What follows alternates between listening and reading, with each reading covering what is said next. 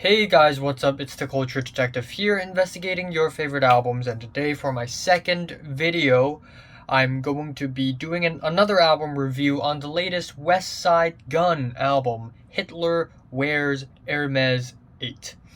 So, Westside Gunn, co-founder of Griselda Records, rapper, he is back with two albums, actually, because this is actually a double album with side A, Sincerely Adolf, and side B. And yes, it is called Hitler Wears Hermes 8 because prior to this, there are 7 mixtapes called Hitler Wears Hermes, all the way from 1 to 7.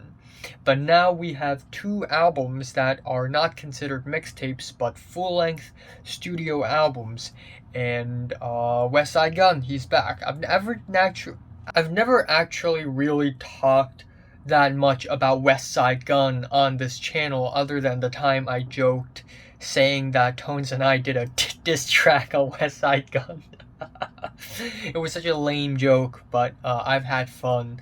But anyways, Westside Gunn is not your average rapper. Of course, he dabbles into, the realms of abstract rap and jazz rap, and the kind of high-class, luxurious rap that is becoming bigger and bigger of a niche hip-hop community now, ever since The Alchemist and Madlib and such. But Griselda Records has been going quite strong already for a very long time. Of course, I've talked about Boldy James. His latest albums are all pretty damn good. But Westside Gunn, Pray for Paris, that album also gained a lot of critical praise. To summarize Westside Gunn's style, I think it is best described to be high fashion in prison. It is smoky, it is gangsta, but also it is very luxurious and abstract and jazzy, and that pretty much sums up Westside Gunn's style. His delivery is also very high energy and young and high register, kind of like the opposite of Freddie Gibbs, who's usually very chill and in a low register and still sound super confident. But anyways, this is 90 minutes of music. There are a lot of songs on these two albums, so I will go over all of them, but I will be quick on some of them. So we have side A, Sincerely Adolf, which I think is not really all that great. A lot of the tracks on side A are just somewhat mediocre, sure. It has a nice, clean, crispy beat and some really good performances, but overall, nothing on this album really hit me. There are a lot of inconsistencies, and overall it's just kind of hit or miss, Blessed Times is this intro track with warped droney keys, and then we have the drumless loops on Mariota.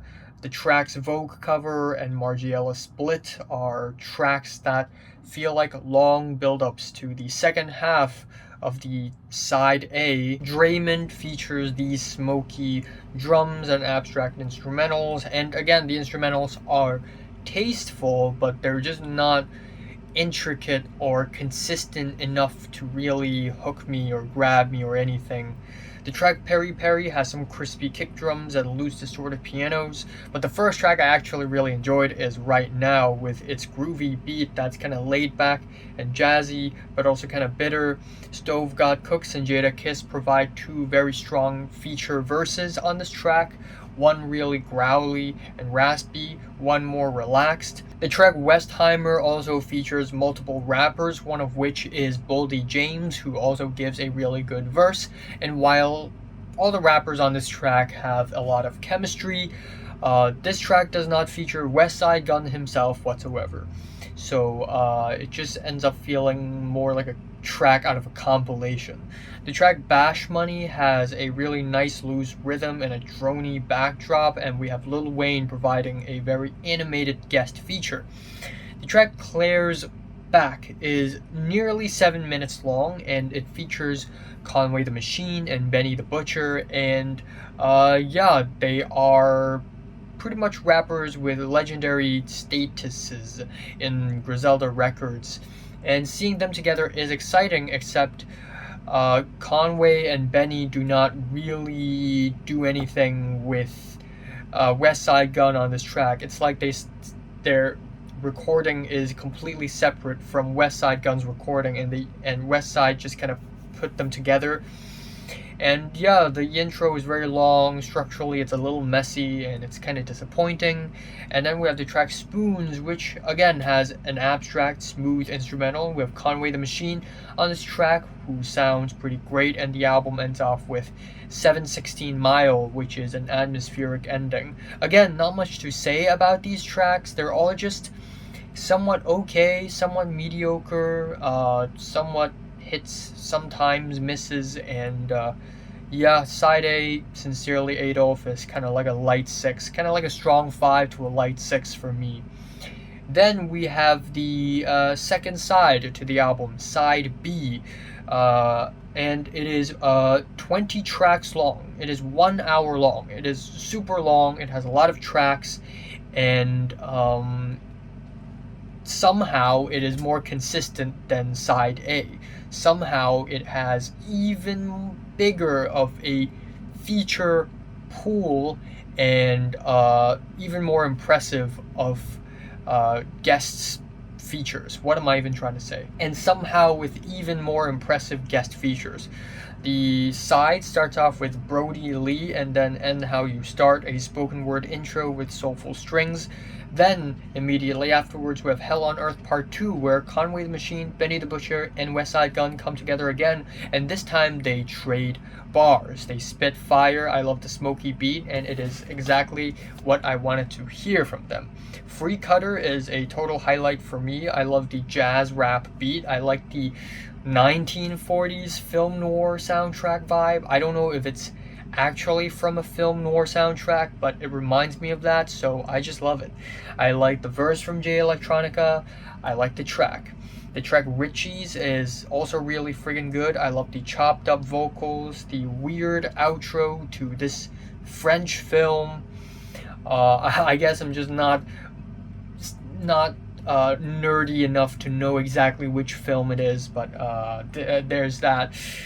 Then the track Julia Lang, another highlight on the album, really, featuring Trapaholics, and I love the serious, intoxicating beats. I love the flute samples, and yeah, again, it's very gangsta, but also very luxurious and fashionable, and I just really love that. The track Celine Dion is another highlight. It is 6 minutes long, but it is captivating and engaging. I love the ascending strings. The flows are aggressive, and there's kind of a beat switch to these mystical raining pianos, which I really love, which sort of continues on the next track, Best Dressed Demons, where the track features Mac Homie, who has amazing chemistry with Westside Gunn. And then the track Forest Lawn with its spacey keys. I wouldn't say it's one of the best tracks on the album, but still, instrumentally it fits in with the rest of the album really well. After two relatively milder tracks, we have the track TV Boy, which is fantastic. It is great. I love it. I love how chunky it is. It's so dusty. It is short but totally compact, and it is Westside Gunn as Westside Gunn-ish as he can ever be. Then it is followed with Survivor Series 95, which is 7 minutes long for some reason. It is dreamy, it is string-backed, but I don't see the reason why it is 7 minutes long. The track Eddie Kingston has the rainy pianos and heady drums, and then we have the track Ostertag, which has these plucky strings and a really amazing verse from Stove God Cooks. But once again, Westside Gunn is nowhere to be found on this track, so I guess there is that. Even though it's a good song, I do wish that Westside Gunn would show up himself. The track Munch is a track where Westside Gunn himself provides some pretty sincere delivery and also some funny lyrics at the same time over some lo-fi strings. After 99 Avery's A So-So Cut, we have The Fly Who Couldn't Fly Straight featuring Tyler the Creator, surprisingly. And while I love this feature, I think Tyler the Creator is a fine selection for the album. I'd say that instrumentally it's still a little bit lackluster. Finally, we have Big Al, which is a track in tribute to a lot of lost friends who are gone, including MF Doom, with a more sincere and grounded beat. And finally, we have a 1 minute long horn-backed outro with spoken word at the very end, which I think is a very fitting finish for the album. So yeah, side B is definitely way better than side A in my opinion, way more consistent. I love the focus on the dusty, smoky beats, and I really like it. It's really well produced. Not much else to say. Yeah, this is definitely an album that takes a long time for me to listen to because obviously it is a very long album. But yeah, it is also one of the more interestingly produced rap albums of the year. Side B gets a light 8 from me. So overall, I guess in average that would be like a 7 out of 10.